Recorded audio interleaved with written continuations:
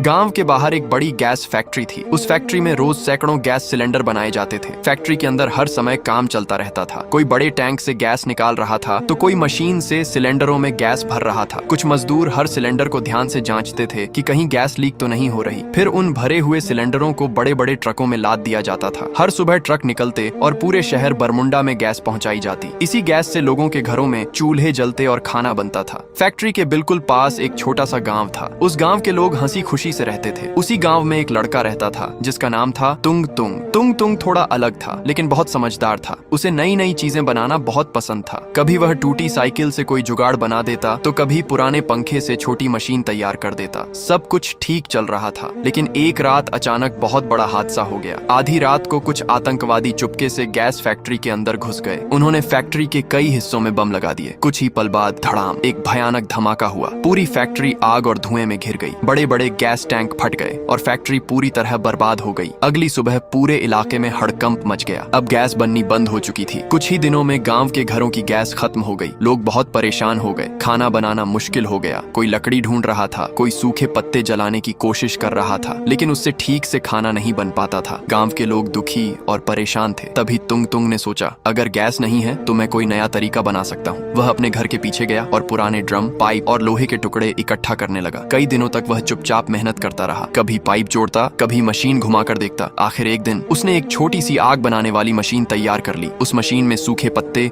भूसा और कचरा डालते ही मशीन के अंदर से तेज और लगातार आग निकलने लगी। अब उस आग पर आराम से खाना पकाया जा सकता था। तुंग तुंग ने वह मशीन पूरे गांव को दिखाया। गांव वाले हैरान रह गए। अब बिना गैस के भी उनके घरों में चूल्हे जलने लगे। कुछ ही दिनों में तुंग तुंग ने ऐसी कई मशीनें बना दी। पूरा गांव खुश हो गया। लोग तुंग तुंग की खूब तारीफ करने लगे। उस दिन के बाद गांव में एक बात सबकी जुबान पर थी, समस्या कितनी भी बड़ी क्यों न हो, अगर दिमाग और हिम्मत हो तो उसका हल जरूर निकल जाता है।